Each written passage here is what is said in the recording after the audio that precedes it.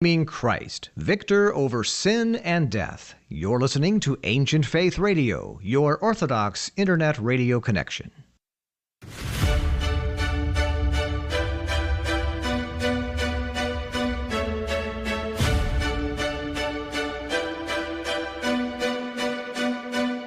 Welcome to Live with the Louhs with your hosts, Father Nicholas and Dr. Roxanne Lowe, where we will connect our Orthodox faith to day-to-day living and relationships to our family, our work, and our view of ourselves.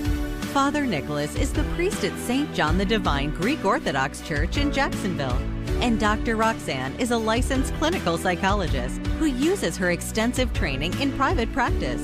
Questions are welcome by calling 855-237-2346. That's 855-237-2346. Here now is Father Nicholas and Dr. Roxanne. Well, hello everyone, and welcome to Live with the Louhs. It's such a pleasure to have you here with us this evening. My name is Father Nicholas Lowe. If this is the first time that you're tuning in, I'm the parish priest at St. John the Divine Greek Orthodox Church right here in Jacksonville, Florida, and I'm joined by my lovely wife and co-host, Dr. Roxanne Lowe. Good to be with all of you this evening. And we are so happy on this Tuesday, November 28th. In fact, today is my mother's birthday, so I want to give a shout out to my mom and wish her a happy birthday today. But we're so excited that you're joining us really for an extraordinary show that we have planned for you this evening. But if you're new to Live with the Louhs, you should know that it is a show that merges both faith and psychology to really help give you some practical principles that you can apply in your everyday life. So again, thanks so much for being with us. And before we begin the conversation that we want to have with all of you this evening, we do invite you to just take advantage of being part of our virtual family. We are on all the social media platforms, friends. We're on Instagram, on Facebook, on Twitter, all under the headings of The Louhs. And you can also listen to all of our sermons by subscribing to our YouTube channel, which is very simple. It's at The Louhs as well. So let's go to youtube.com and put The Louhs, and that's spelled L-O-U-H-S. Many people have subscribed, and if you're looking just for some sermons to kind of guide and inspire you in your walk of faith, definitely consider these sermons. And if you're already listening to our sermons or receiving them, feel free to do us a favor and to share them with your friends and family. And as many of you know already, we talk about this every single show. We started several years ago sending out daily inspirational messages because, to be quite honest with you, those messages inspire all of us as well. And so if you're interested in receiving our messages, go to our website at thelouhs.com. Again, that's LOUHS.com/subscribe. All you have to do is simply put in your email address, and every day at 7 a.m. Eastern Time, we will send you that day's daily inspirational message. And like all of our ministry, please, if you find it beneficial, just help us to share Christ's light, share them with your friends and your family. And as always, we'd love to hear from you tonight. You can call us. You can also email us. You can call us first at 1-855-237-2346. That's 1-855-237-2346. Or feel free to email us during the live broadcast of this show by simply emailing us at ask, that's A-S-K, at ancientfaith.com. We'll definitely try to get to them. And to those of you that are listening to us on our YouTube channel or on Ancient Faith's YouTube channel, we thank you again for being with us. So let's get started. You know, friends, we're quickly approaching the holiday season, and we thought we would dedicate a show to this phrase, sowing seeds of goodness. So what is a sower? What is someone who's sowing seeds? Well, the definition of a sower is someone who is scattering seeds all over the earth. Friends, every encounter that we're in, everyone, we are sowing a seed. We are scattering seeds in every encounter that we're in. Sometimes those seeds we'd love to think are seeds of goodness, kindness, patience, and love. But more often than not, especially in these holidays, we see us sowing seeds of impatience, frustration, unforgiveness, really a lack of mercy. And what we have to recognize is this important principle that you and I are called to be the salt of the earth, the light of the world. In fact, God's depending on us to be sowing seeds that ultimately will reap many rewards for all of us, not only here, but also in the kingdom of heaven. But the reward, the harvest of that is that more people come to know and experience Christ through what they see in all of us. But we see a world right now, friends, that I would argue is hemorrhaging with division. Now, you may not have division in your family, but there are many families that do. You may not be struggling necessarily with impatience right now, but perhaps trying to find a parking space at the mall in the next couple of days, you may be struggling with that. Or maybe at that Christmas gathering when we are around family members that sometimes can just simply get under our skin. Sometimes it's very difficult to really sow seeds of goodness.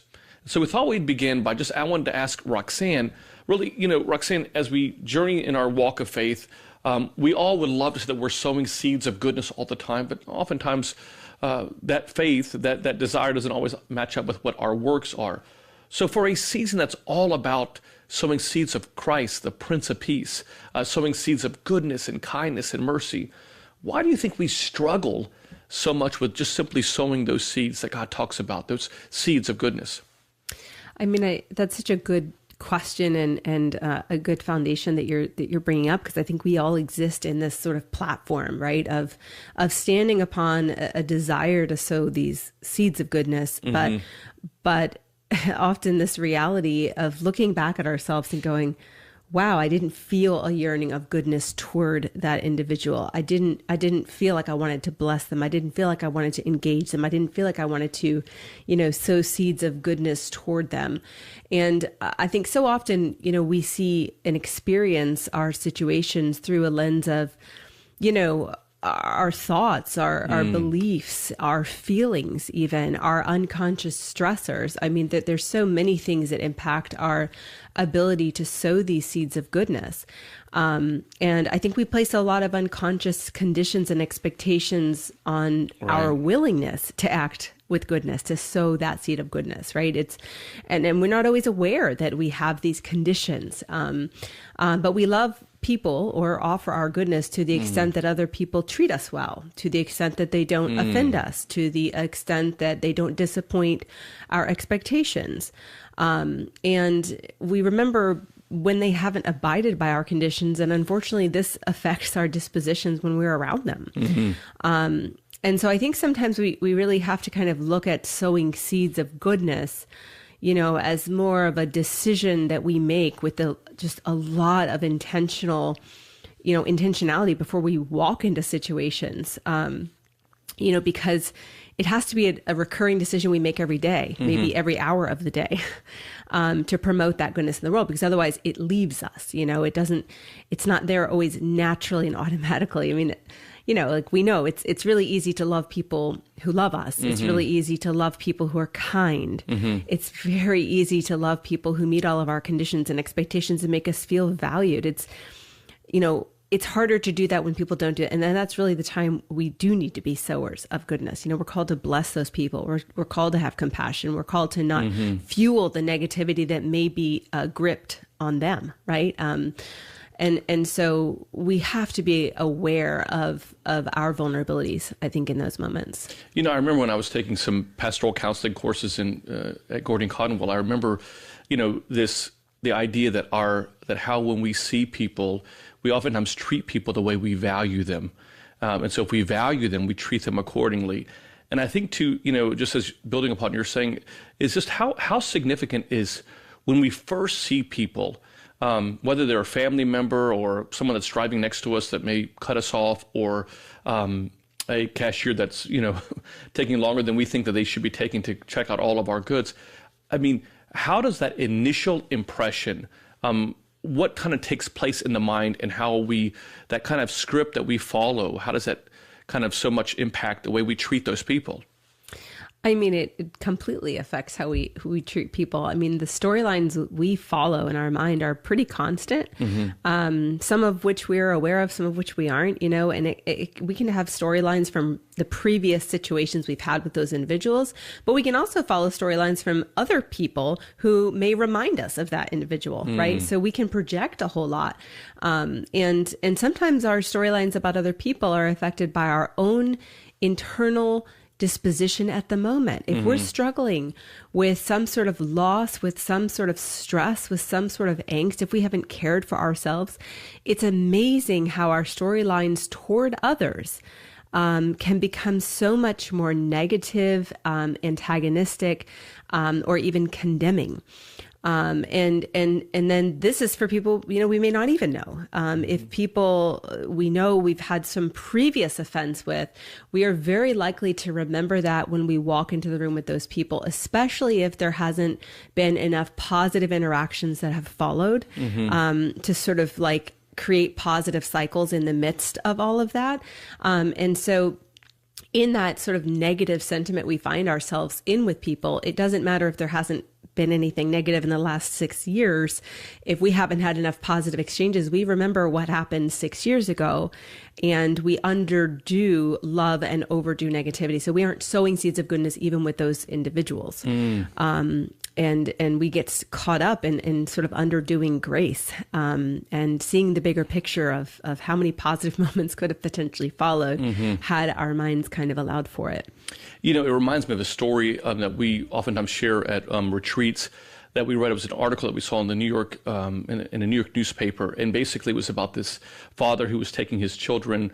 It was late in the evening, and they were on the New York City subway system. And as they were coming home, there were a whole bunch of people that had just seen a play taking place at one of the major theaters there in New York City.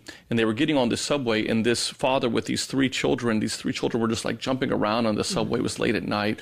They were jumping around, and the father continuously had his hands on his head, just in a dismay. But the people that were there that had just come from this theater, they were very nicely dressed. They were very, very formal in the way they were, obviously, because they just come from this play.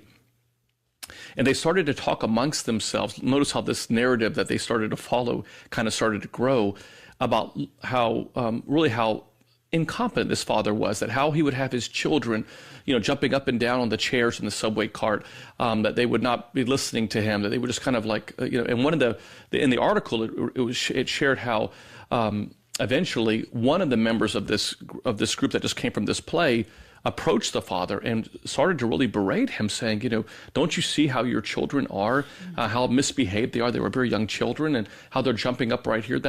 And they went as far as to talk about the fact that this is one of the problems that we see in the world today.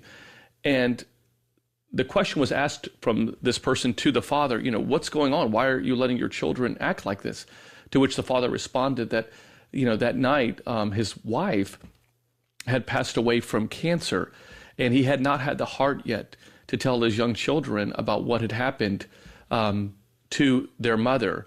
And so he was just wanting them to experience this one last bit of just joy before he had to tell them this crushing news that their mother had passed away from cancer.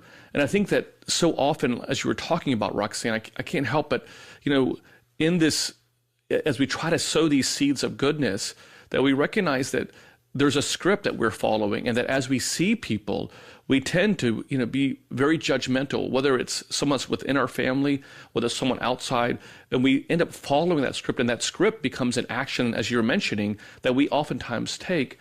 And maybe you could just talk about the fact that, how much power we give those thoughts and how they shape the actions that we take. I mean, those thoughts are so immobilizing to what we could be doing. So think about that for a moment, right? When we get that sort of a thought or a judgment, and we are filled with this sort of negativity, we've talked about this before in the show, but that sort of breeds tunnel vision, meaning I'm only seeing this agitation, this irritation, this, quote unquote, poor behavior that's not being managed by this horrible father, right? And our brains actually don't open ourselves up to the possibility of what else could be going on to explain this situation. That's only seen, our brain only opens us up to possibilities and other variables, and making all of these sort of connections about greater, bigger picture when we're in a state of positive emotion. So interestingly, in this subway, you can see how judgment happens. You can see it because we feel negative. We hone in on what must be, the source of it. And we are not exploring, hey, what could be going on with this individual? And more importantly, how could I help? In a state of positive emotion, if we weren't so judgmental, we might actually try to engage the kids. We might try to talk to them or play a game from across the the row, even not knowing what happened to his wife. It could just be an opportunity to go, well, maybe he doesn't have the tools to navigate this. Maybe it's been a long day and he is totally spent and has no capacity. And so, what could I be doing first to address what I'm hoping to see around me or in someone else? And I think throughout the holidays, we aren't always doing that. We are assigning blame for what someone is or isn't doing. And we are not discerning with that. We're not asking ourselves to consider a more peaceful approach. We're not asking ourselves to consider a more problem-solving approach.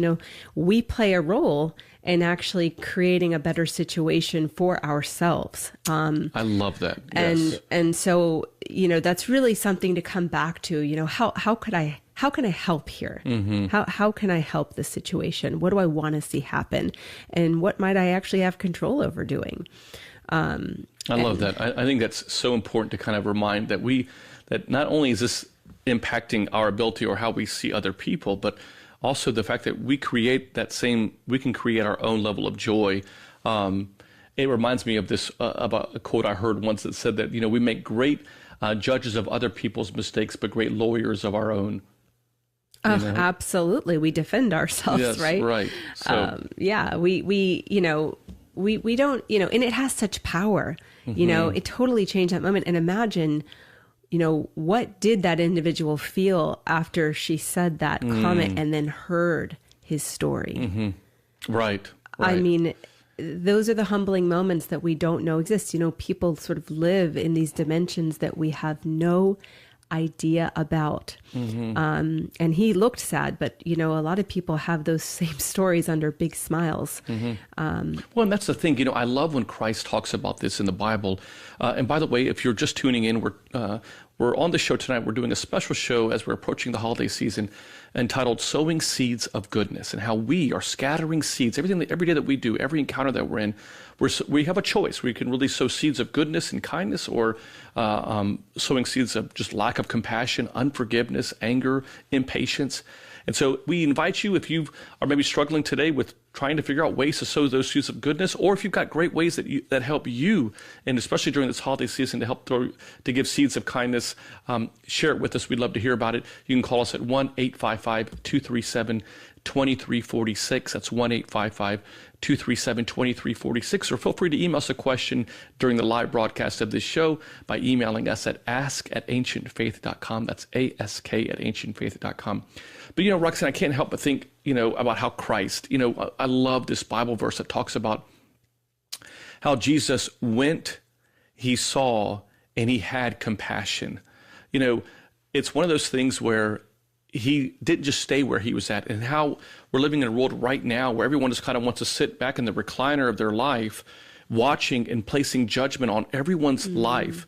And I don't mean everyone, but I think that's the temptation that we have. We see it on the news, us versus them, good versus what we perceive as being evil. And I think that I love this Bible verse because it talks about the fact that Jesus never stayed where he was. He went, and when he went, he would see. And when he saw, he would have compassion. In other words, he would walk in other people's shoes. And I remember when I went to Africa back in 2015, it was a transformational experience for me because, it was one thing to talk about poverty and imagine what poverty is, or hunger, or seeing a child crying out for water. But Roxanne, and I'm sure the story, you know this better than anyone, but seeing that young man, that young boy that was only about 7 or 8 years old, who I don't have any idea if he's still living now, begging for a cup of water, and seeing so many of those children, and saying to myself, my gosh, what I thought before when I was sitting in my own recliner, perceiving what I was going to see, and how different it was to actually be there and then the compassion just comes back. And that was, as you know, was a transformational experience for my life. I think about how did Jesus walk around and not be so offended? If you imagine, the amount we get offended in a year, if you could add up the number of times we feel, offended. I felt offended just the other day when I our son is learning to drive, and we were driving on a big interstate here, and he's trying to sort of merge, and he has this blinker on, and this car just comes maybe 90 miles an hour in the lane we're trying to merge into. He wants to get over in the lane that we're in, and clearly could slow down and kind of come behind us, letting our son merge over. But of course, he flies by on the other side and cuts us off. And I mean, it actually almost caused an accident. I think we were a hairline away from an accident because my son couldn't judge the speed. Of course, an experienced driver could judge the speed. And I just felt so offended, in that moment. And doesn't he see this as a kid? Doesn't he see us trying to merge? And that happens, frequently. And I think, how did Jesus walk around with the amount of people who were insulting him, who disappointed him, who hurt him, who criticized him, and not feel offended? And the only thing I can kind of come back to is just that, again, he had the peace of the Holy Spirit completely enveloping him because he is our Lord and Savior, Jesus Christ. And every day I think that we have to work toward that, to access that spirit that lives within us. And to stay grounded in truth, we have to stay read on the truth. We have to read up on it daily. We have to listen to it in song to be reminded. I think we can only will ourselves so much to keep a godly vision, motivated by the peace that he yearns to bring us through his Spirit. But if we're not doing anything, to sort of cultivate that in our lives, it is very hard to walk around as Jesus did and not take that offense. And so when we're connected to him, I think that's sort of how we remain our best. That's how we sow the seeds of goodness. That's where it comes from, because our soul remains with him. And there's no other peace that can come close to that kind of peace we have. And so this is the reason we're supposed to pray unceasingly, right? For ourselves, for others, to see people's vulnerabilities and weaknesses, to navigate our relationships with that kind of compassion really, really requires a constant grounding in him. Wouldn't you say? I mean, absolutely. And, as you're talking, every time you talk, Roxanne, I'm always flooded with thoughts that because you have me always thinking about how Christ works in our lives in such an extraordinary way. And I'm thinking, how often Christ would just take a break, with withdraw. And, in a time right now where, as we're approaching these holidays, for many people, it would be great if this was a slow down season. It was just people are already like, okay, I've got to go. And we are one of those people too. I mean, we fall into the same trap because it's just like this little mouse on the wheel kind of a deal. We've got gifts to do, and we've got these are the different areas to do. And, how I wonder, and I'm sure that, just studying the life of Christ as we do as Christians, and we're called to do, is how when you look at his life, that how beneficial it was to take care of himself so that he could take care of others. In other words, he connected before he connected, with God the Father through prayer and through a restful season, a restful time before he would go out into the world. And I think that's what's being taken from us during this season. I mean, we use one of the phrases that the prophet Isaiah refers to Christ as, is the Prince of Peace. But for many people, I mean, just internally, not to mention externally, but just internally, many people are not at peace now. There's just so much chaos. So maybe talk a little bit, Roxanne, with our listeners tonight about just how beneficial it is that we're taking, as we would take the Sabbath, or take that break, or that time to just kind of come back and to remember, as what gets said over and over during the season, is the true reason for the season. I mean, yeah. So, right, we're called to carry each other's burdens, and we talk about this a lot on the show, but, just after we're called to carry each other's burdens, Scripture says we are called to also carry our own, which means working on ourselves enough to create an environment where we can sow seeds of goodness, one that, builds trust in our relationships. We have to remember that relationships depend on trust, and trust is built by being a safe enough person for other people to draw near to. Let me say that again. The trust in our relationships is built by being a safe enough person for others to draw near to. And listen, we have to know that most people have a very intuitive sense of whether we are safe to connect to. Wow. If we're not doing a good enough job caring for ourselves or managing our own stress levels, unfortunately, we are not people that other people want to connect with, from our close family members to people in community, because we aren't showing an easy manner in life. We're not meeting our everyday hassles and irritations with peace and goodness. And so that communicates this level of distance from other people. It doesn't foster the foundation for true connection to take place. And so I think we have to really work toward maintaining our own peace. And I've shared this story before, but I do remember this was several years ago during the holiday season, when I felt a level of stress that, kind of shut me down. Like I just couldn't push through it, where I normally feel like I kind of push past my edge of capacity often, until my body says no and we're done.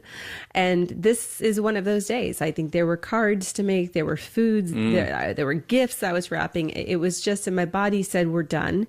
And I've never done this before because I'm not a napper, but I do remember feeling like I just needed to lay down on the couch and just be still. I didn't need anyone next to me. I didn't want any noise. I just wanted to be still. That's all I knew. And I didn't know how long I was going to be there. I didn't know why I was doing it, but I felt drawn to go do that. And it was out of the ordinary. So I listened. And I'll never forget, within about 5 to 10 minutes of doing that, I remember our son came over. And he just laid down, next to me. And 5-10 minutes later, my daughter came and she laid down. And then I'll never forget, you came.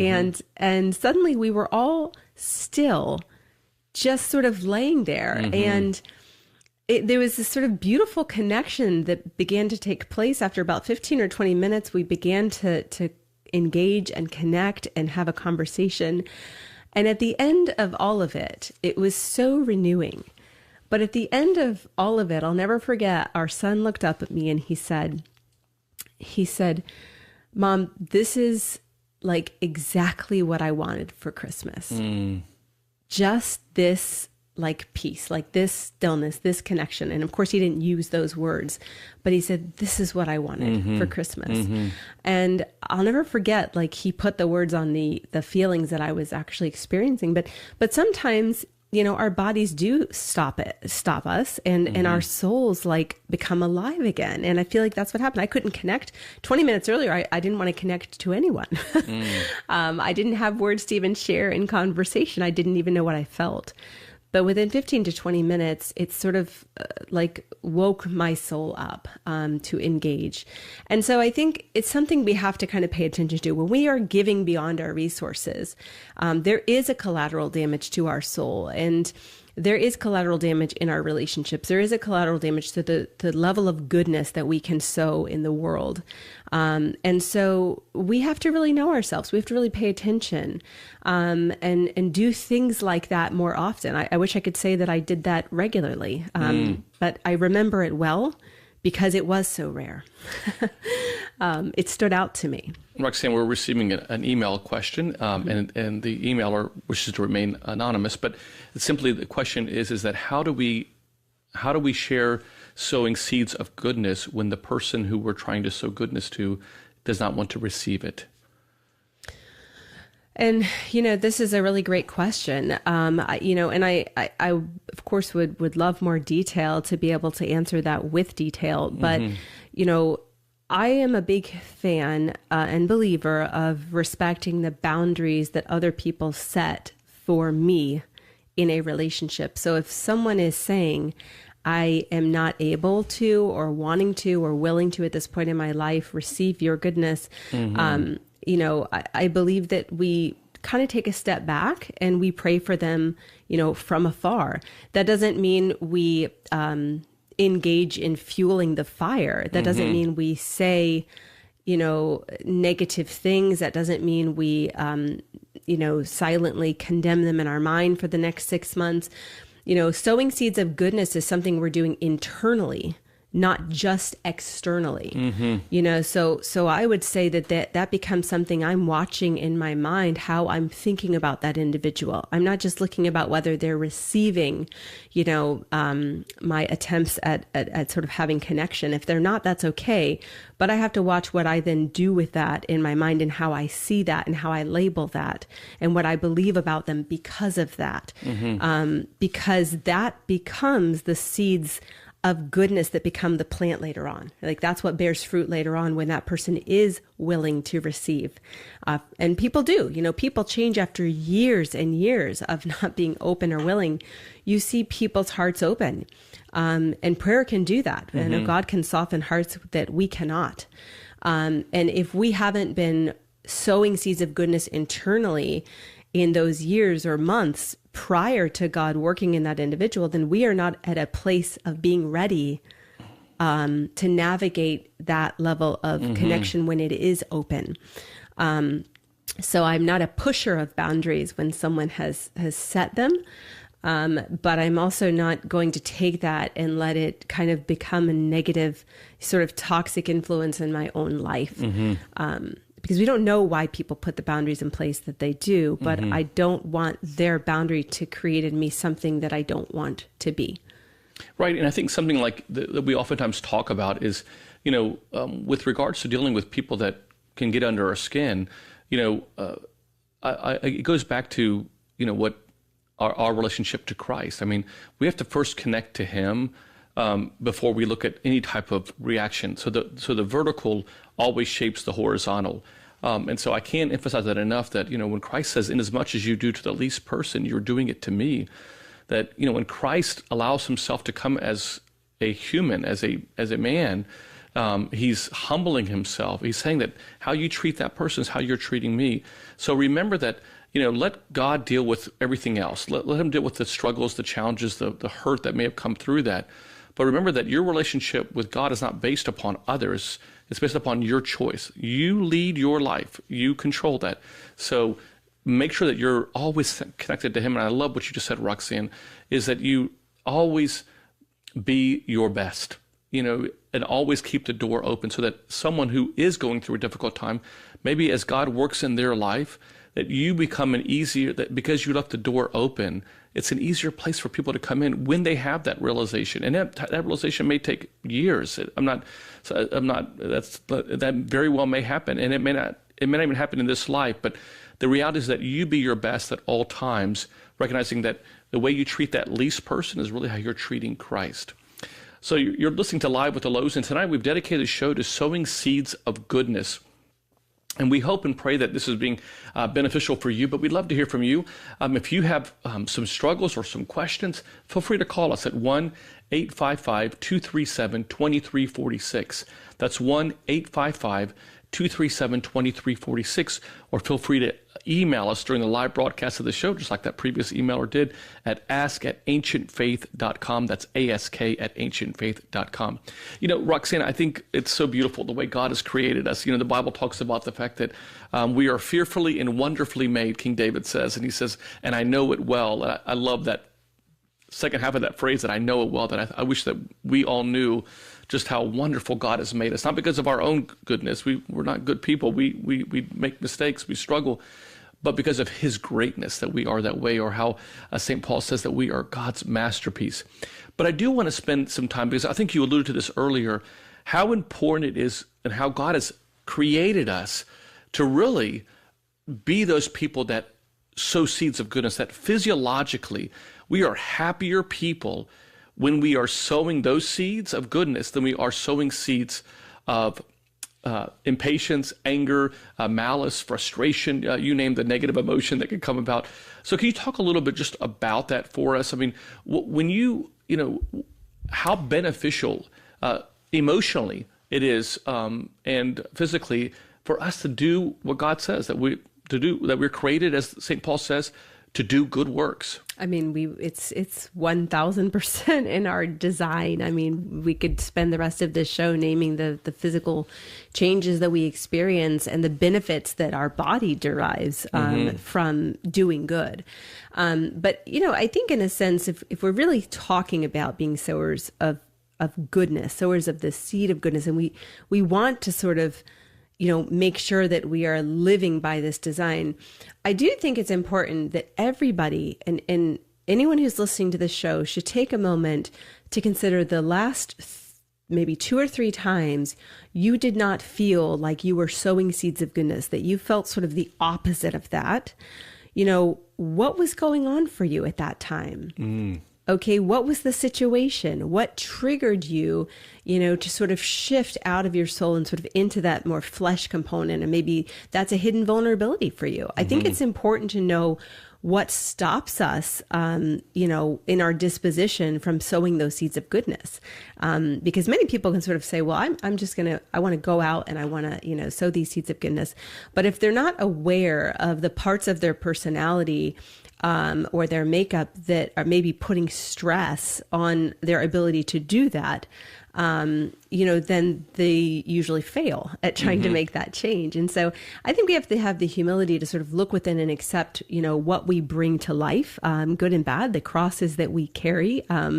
Maybe you're a perfectionist, and that might mean that stress and frustration bleed often into your relationships, the expectations that you have. You may have a tendency to be more critical, maybe of yourself, but also other people. It could be that you're more of an anxious person, and that anxiety leads you to be a little bit more controlling and rigid over what is happening in situations, especially at the holidays. Maybe you check in more often and get upset when phone calls are not returned promptly, not because you're a dictator, but because your fear takes over and you're imagining the worst case scenario. Or maybe you're a workaholic, and that creates a chronic exhaustion and sort of lowers your levels of distress tolerance. That makes you less patient with other people, and you are not sowing seeds of goodness in your own home. It's not that you want to walk around, yelling or reactive, but you haven't yet realized that, your own internal resources are completely spent and you don't have anything left to sow seeds of goodness. And you aren't spending time, reading your Bible, praying, and sort of trying to access, and give life to the Spirit within you. And all of these parts of our, we could go on and on. There's so many, right? But they do challenge our ability to sow seeds of goodness if we're not sort of aware of those facets of our person. And I think building this, even tying this more back to our faith, is remembering that what St. Maximus the Confessor says, and we hear this in the book of James as well, that he says faith without works is dead. St. Maximus goes one step further and he says theology without works is the theology of the demons. In other words, if we're not actually doing what we are called to do, that we heard St. Cyprian of Carthage says that being a Christian is an entirely new way of being a human. In other words, that when we take on Christ, through Christ, we're a new creation, and we should act like it. And going back to that whole light of the world, salt of the earth, that in everything that we do, in every encounter, we're an ambassador of Christ. And I think it's so important, Roxanne, that we recognize that the enemy would love for us to continue to see people for what our brain or our own thoughts see them as something distant, or allow those negative emotions to take root. And that's why I think we hear I think it's the third line of the Divine Liturgy says that for the peace of the world, and that we would stay in unity with one another, that we pray in the unity of us all, that we, and then the scriptures talk about make every effort to stay in unity with one another, because Christ is telling us that he knows that the temptation will be that we will find things that will divide us, because the author of division is the enemy. That's what he yearns more than anything else. And so I love what you were sharing, because how God has created us, if we would just stop giving a space in our heart for the enemy, is that God has created our heart to actually pump so much faster, that there's so much goodness in us, that not only these physical emotions, that what was called the happiness trifecta, these feel-good emotions that take place when we actually look at the good in people, not the bad, when we do show acts of mercy, than when we are in judgment, because that negativity breeds. It's becomes, sadly, very contagious. That's why we hear people say, misery loves company, because that darkness kind of grows. And if you don't check yourself, you can find yourself not only during the holidays, but even throughout the year, just focusing so much on what people don't do or what they're lacking. Huge, right? Then I feel like that's how the enemy works at the holidays. It divides every family, right? But I think in so many ways, and we've said this before, but we have to stop expecting people to be different than who they are. We're always trying to change people, But as I said before, we have our own internal dispositions and our own struggles that are sort of recurrent themes in our life, but so do other people. Right. And we can't expect that walking into someone's life is going to change all of that. But we are just called to love people where they're at, just where they're at, because Christ is in everyone. I mean, and we're called to see him in the least of people in front of us. And I tend to think that, our strengths are sort of designed to sort of, help sharpen each other, but not so directly. We're not supposed to call out people's, difficulties and say, I can help you with that. It's just that sometimes our differences are meant to sort of synergize and complement each other if we make room for each other to be different. And oftentimes, if we aren't so judgmental of how different people are or how different their viewpoints are, we learn a little bit about them. We learn the stories behind that, and we can actually start to see their goodness and maybe why God has shaped them the way he's shaped them to do what they're supposed to uniquely do in this world that is totally different than what we are supposed to do. So I do think at the holidays, when you're walking into, these gatherings with your family, don't expect people to be any different than who they are, and try as much as possible to love them as they are, where they're at, and find the good, and let go of all the bad, all the things that you're not meant to change. They're just not supposed to be something that we own. Well, I love what you're sharing, Roxanne, and that is, I think that's one of the first points that we would like to say is how do we sow seeds of goodness, and that is really to see them the way God sees them. I think it's so important, because if we see them the way our natural eye looks at them, we're going to pick out every flaw. We're going to find everything that we can do. And again, we're not just talking about family. I mean, sometimes those are coworkers. Those are people that maybe even our boss, maybe someone at school that we go to school with. I mean, there's always these opportunities to see people through God's eyes or see them the way in our own natural eye.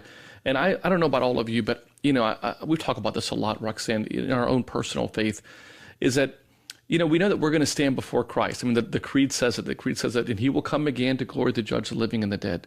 We talk about that in the Divine Liturgy. It says a Christian end to our life that is peaceful without shame and suffering. So I guess the challenge that I would say is to remember that with the same way that we see people, maybe the same way that God will see us. And so with that same lack of mercy that we can show people, it's the same lack of mercy that maybe God will show us. And it's so important to remember that we will stand before him. And I would rather stand before God, call it vulnerability, some people may call that a vulnerability. Some people may call that, a weakness. But at this point in my life, I don't really care anymore. But I mean, it's like, I'd rather stand before God having loved too much than judge too harshly.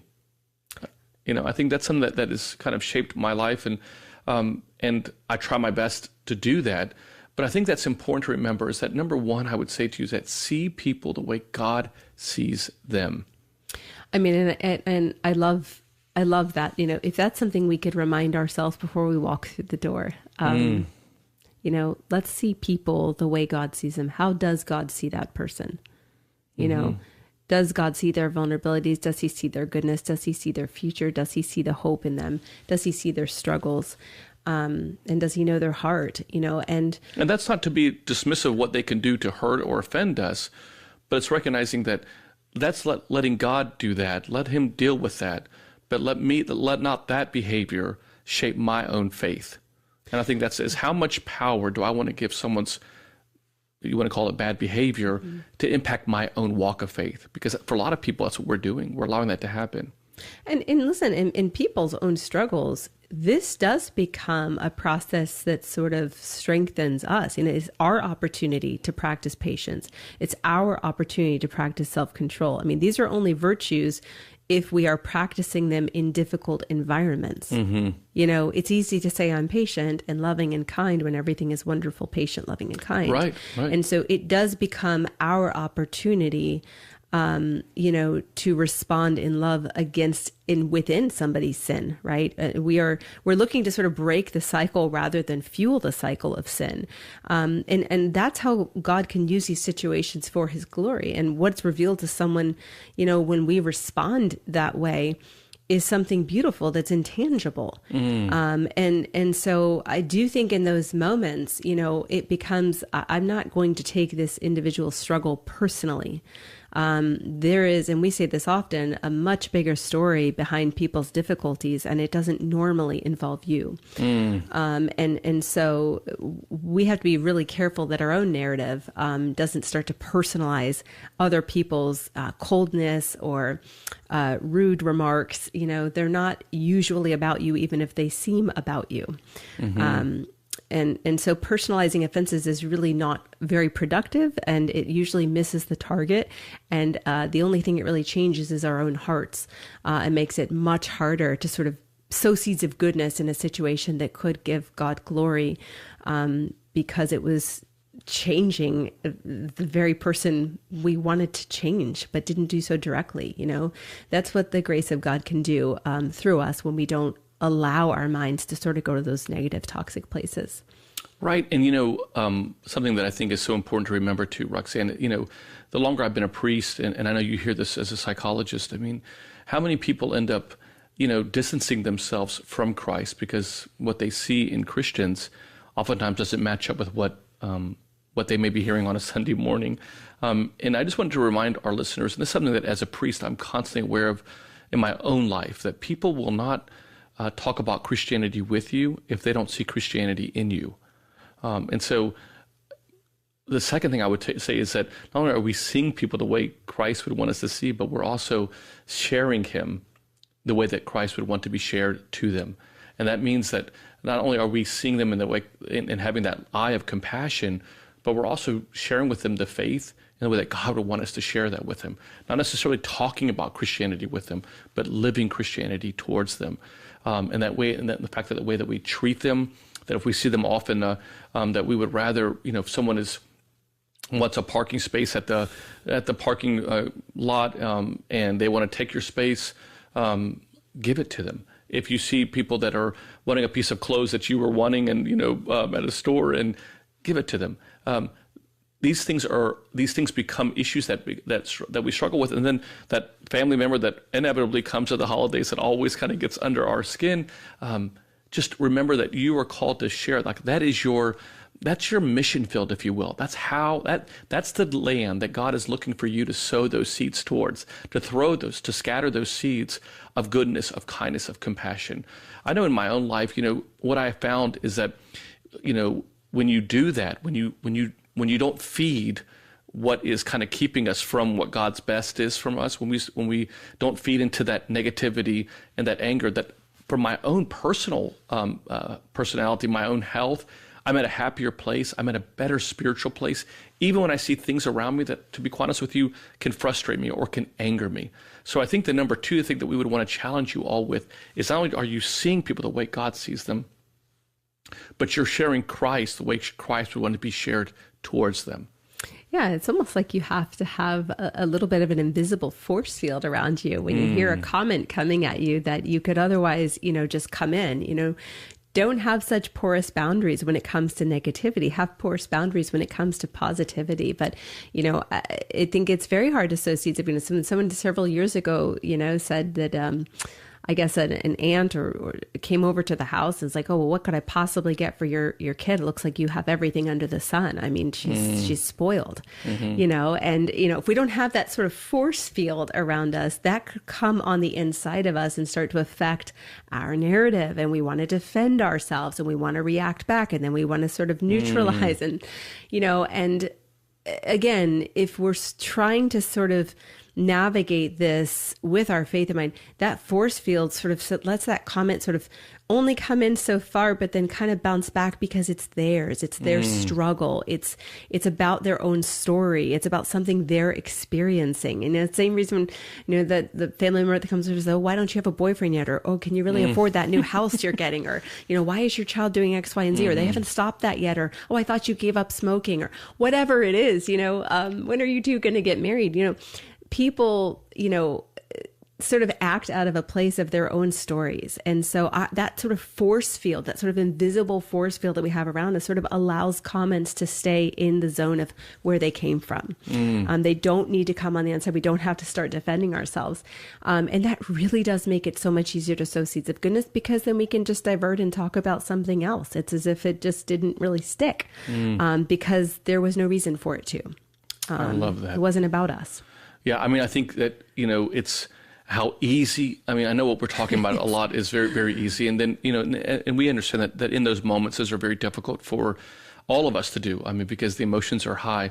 But I think it goes back to what you were mentioning earlier, Roxanne, about self-care and just being able to take care of ourselves. So that was the third point. I really wanted to kind of bring us back full circle to talk about the fact that not only are we seeing people the way God sees them, that we're sharing them in the way, sharing Christ with them the way he would want us to share with him, but also that we're taking the time to take care of ourselves and reminding ourselves that, there's always going to be, emails, cards, phones, calls to make. There's always going to be things that we need to do. That's not going to go away. But allowing yourself to truly remember the reason for this season. Like, this is the Prince of Peace that's coming to save our lives. It's interesting. Some biblical historians say that from the last book in the Old Testament, which is the book of Malachi, to the very first book in the New Testament, which many people see just basically opening up the New Testament, would be the Gospel of Matthew, that there was almost 500 years of total silence. We don't even hear much from God, at least that's given in words or in writing at that time. And so there was this period of silence where God wasn't speaking, and everything changes in Bethlehem on that night. And I think that if the Prince of Peace is coming, and just simply reminding yourself that Bethlehem changed everything for all of us. And so making sure that you're not forgetting that.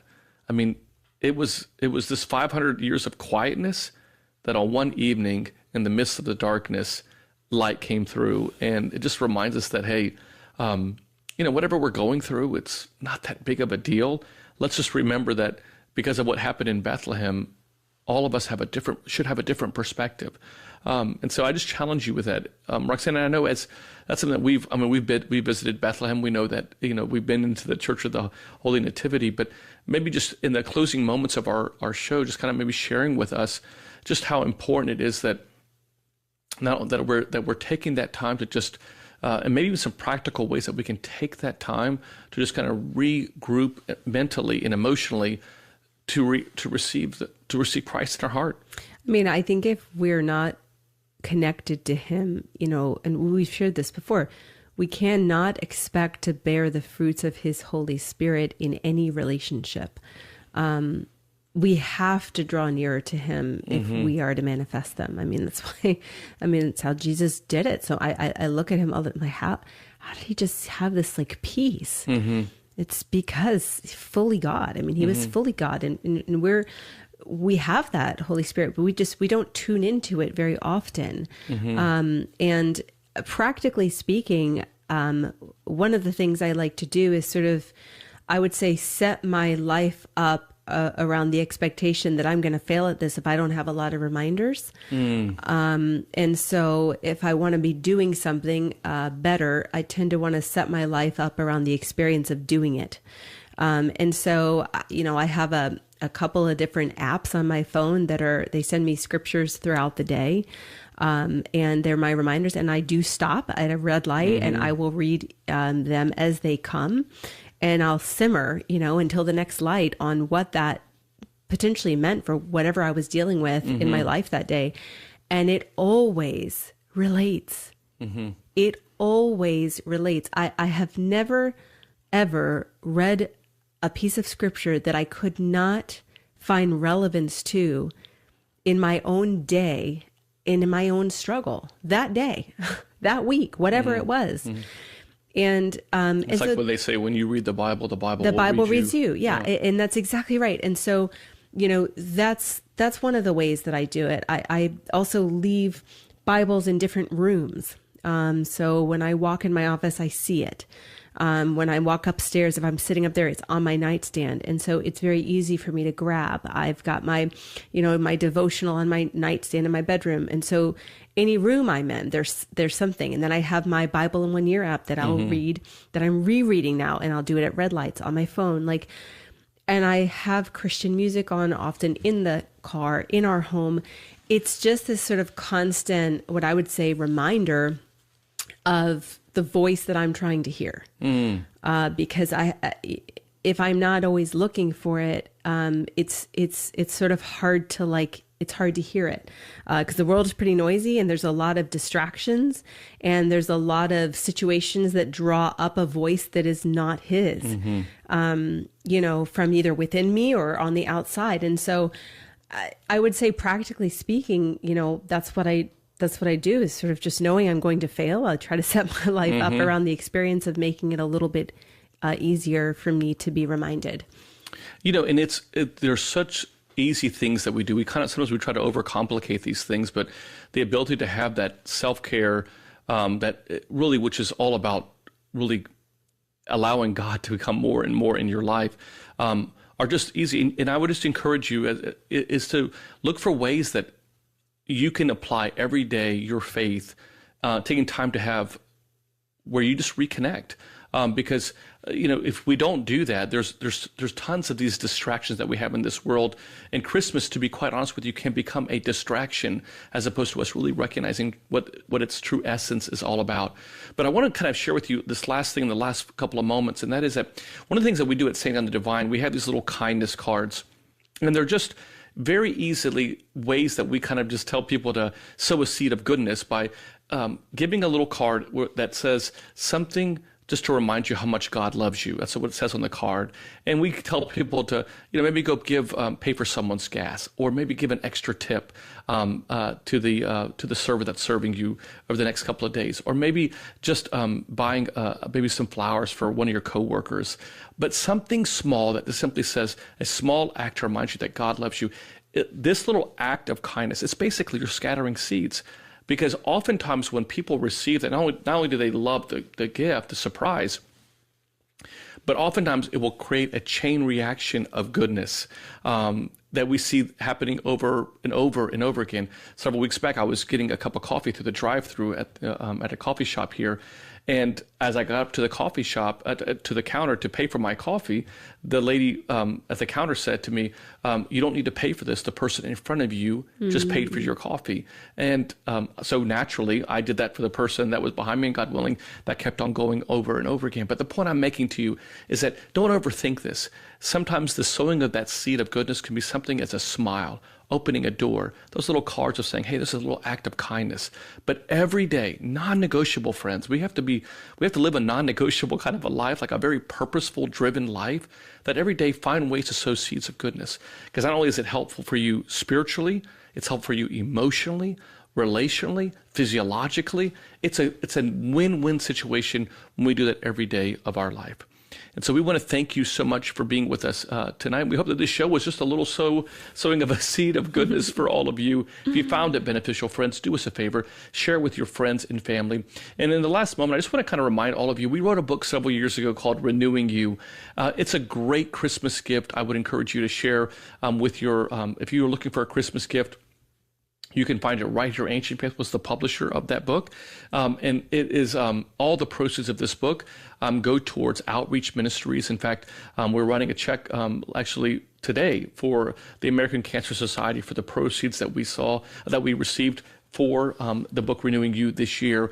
And it's just a way that we give back because both of our fathers battled cancer and went to be with the Lord about 8 months apart. In fact, that became the genesis of why we wrote the book Renewing You. So if you're looking for a Christmas gift and also a way to kind of make a difference, go to store.orthodox.org. store.ancientfaith.com. That's store.ancientfaith.com/renewing you.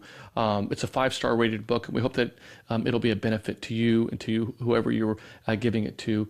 And next Tuesday, we will have another brand new show of Live with the Louhs, so make a point to be with us next Tuesday. Thanks to Matushka Trudy for always producing our show. She does such an amazing job, and God bless all of you. Thank you so much for being with us, and stay strong in your walk of faith. Father Nick and Dr. Roxanne are the authors of the book Renewing You, a priest, a psychologist, and a plan, which can be purchased at store.ancientfaith.com. Their daily inspirational messages can be found at thelouhs.com/subscribe. Be sure also to search for The Louhs on Facebook, Twitter, Instagram, and YouTube. Live with the Louhs is a listener-supported presentation of Ancient Faith Radio.